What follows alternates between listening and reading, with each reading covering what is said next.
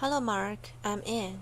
I'm in your junior speaking class, and my student number is S024121. Now I'm going to read the article. TED Fellows 2015, filmed August 2015, 11:32 a.m. Patricia Medici, the coolest animal you know nothing about, and how we can save it. This is one of the most amazing animals on the face of the earth. This is a tapir. Now this is a baby tapir, the cutest animal offspring in the animal kingdom. Laughter. By far, there is no competition here.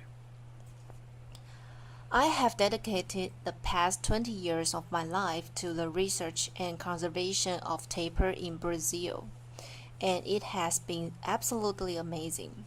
But at the moment, I've been thinking really hard about the impact of my work. I've been questioning myself about the real contributions I have made for the conservation of these animals I love so much. Am I being effective in safeguarding their survival? Am I doing enough? I guess the big question here is, am I studying tapirs and contributing to their conservation? Or am I just documenting their extinction? The world is facing so many different conservation crises. We all know that. It's all over the news every day. Tropical forests and other ecosystems are being destroyed. Climate change. So many species on the brink of extinction. Tigers, lions, elephants, rhinos, tapirs. This is the lowland tapir, the tapir species I worked with, the largest terrestrial mammal of South America. They're massive. They're powerful. Adults can weigh up to 300 kilos. That's half the size of a horse. They are gorgeous. Tapirs are mostly found in tropical forests such as the Amazon, and they absolutely need large patches of habitat in order to find all the resources they need to reproduce and survive. But their habitat is being destroyed, and they have been hunted out of several parts of their geographic distribution. And you see, this is very unfortunate because tapirs are extremely important for the habitats where they are found. They are herbivores. 50% of their diet consists of fruit, and when they eat the fruit, they swallow the seeds, which they disperse throughout the habitat through their feces. They play this major role in shaping and maintaining the structure and diversity of the forest. And for that reason, tapirs are known as gardeners of the forest. Isn't that amazing? If you think about it, the extinction of tapirs would seriously affect biodiversity as a whole. I started my tapir work in 1996, still very young, fresh out of college, and it was a pioneer research and conservation program. At that point, we'd had nearly zero information about tapirs, mostly because they are so difficult to study. They are not nocturnal, solitary, very elusive animals, and we got started getting very basic data about these animals. But what is it that a conservationist does? Well, first we need data. We need field research. We need those long-term data sets to support conservation action. And I told you tapirs are very hard to study, so we have to rely on indirect methods to study them. We have to capture and anesthetize them so that we can install GPS collars around their necks and follow their movements, which is a technique used by many other conservationists around the world. And then we can gather information about how they use space, how they move through the landscape, what are their priority habitats, and so much more. Next, we must disseminate what we learn. We have to educate people about tapirs and how important these animals are. And it's amazing how many people around the world do not know what a tapir is. In fact, many people think this is a tapir. Let me tell you, this is not a tapir. Laughter. This is a giant anteater. Tapirs do not eat ants. Never ever. And then, next, we have to provide training, capacity building. It is our responsibility to prepare the conservationists to the future. We are losing several conservation battles, and we need more people doing what we do, and they need the skills, and they need the passion to do that. Ultimately, we conservationists, we must be able to apply our data, to apply our accumulated knowledge to support actual conservation action. Our first tapir program took place in the Atlantic forest in the eastern part of Brazil, one of the most threatened biomes in the world. The destruction of the Atlantic forest began in the early 15th,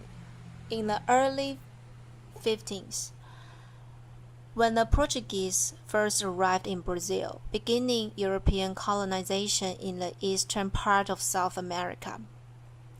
This forest was almost completely cleared for timber, agriculture, cattle ranching, and the construction of cities. And today, only 7% of the Atlantic forest is still left standing. And tapirs are found in very, very small, isolated, disconnected populations. In the Atlantic forest, we found out that tapirs move through open areas of pastureland and agriculture, going from one patch of forest to patch of forest. So our main approach in this region was to use our tapir data to identify the potential places for the establishment of wildlife corridors in between those patches of forest, reconnecting the habitat so that tapirs and many other animals could cross the landscape safely. After 12 years in the Atlantic forest, in 2008, we expanded our tapir conservation efforts to the Pantanal in the western part of Brazil, near the border with Bolivia and Paraguay. This is the largest continuous freshwater floodplain in the world, an incredible place and one of the most important strongholds for lowland tapirs in South America. And working in the Pantanal has been extremely refreshing because we found large, healthy tapir populations in the area, and we have been able to study tapirs in the most natural conditions we'll never find, very much free of threats. In the Pantanal, besides the GPS collars, we are using another technique, camera traps. This camera is equipped with a movement sensor, and it photographs animals when they walk in front of it. So thanks to these amazing devices, we have been able to gather precious information about tapir reproduction and social organization, which are very important pieces of the puzzle when we are trying to develop those conservation strategies. And right now, 2015, we are expanding our work once again to the Brazilian Cerrado, the open grasslands and shrub forest in the central part of Brazil. Today, this region is the very epicenter of economic development in my country, where natural habitat and wildlife populations are rapidly being eradicated by several different threats, including once again cattle ranching, large sugarcane and soybean plantations, poaching, roadkill, just to name a few.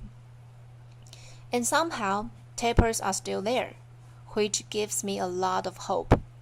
But I have to say that starting this new program in the Cerrado was a bit of slap in the face. When you drive around and you find dead tapirs along the highways and signs of tapirs wandering around in the middle of sugarcane plantations where they shouldn't be, and you talk to kids and they tell you that they know how tapir meat tastes because their families poach and eat them, it really breaks your heart. The situation in the Cerrado made me realize. It gave me the sense of urgency. I am swimming against the tide. It made me realize that despite 2 decades of hard work trying to save these animals, we still have so much work to do if we are to prevent them from disappearing. We have to find ways to solve all these problems. We really do. And you know what? We really came to a point in the conservation world where we have to think out of the box. We'll have to be a lot more creative than we are right now. And I told you, roadkill is a big problem for tapirs in the Cerrado.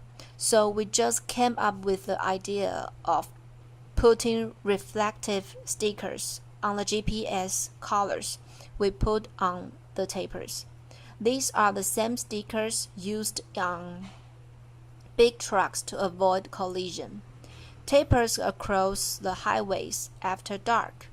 So the stickers will hopefully help drivers see this shining thing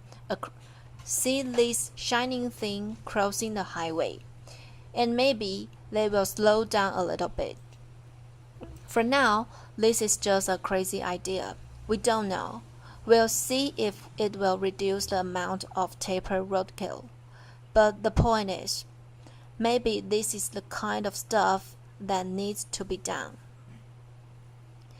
And although I'm struggling with all these questions in my mind right now, I have a pact with tapirs. I know in my heart that tapir conservation is my cause. This is my passion. I am not alone. I have this huge network of supporters behind me, and there is no way I'm ever going to stop. I will continue doing this, most probably for the rest of my life. And I'll keep doing this for Patricia, my namesake, one of the first tapirs we captured and monitored in the Atlantic forest many years ago, for Rita and her baby Vincent in the Pantanal. And I'll keep doing this for Ted, a baby tapir we captured in December last year, also in the Pantanal. And I will keep doing this for the hundreds of tapirs that I've had the pleasure to meet over the years and the many others I know I will encounter in the future. These animals deserve to be cared for. They need me. They need us. And we human beings deserve to live in a world where we can get out there and see and benefit from not only tapirs, but all the other beautiful species, now and in the future. Thank you so much. Applause. This is the end of the recording. Thank you for listening. Bye bye, Mark.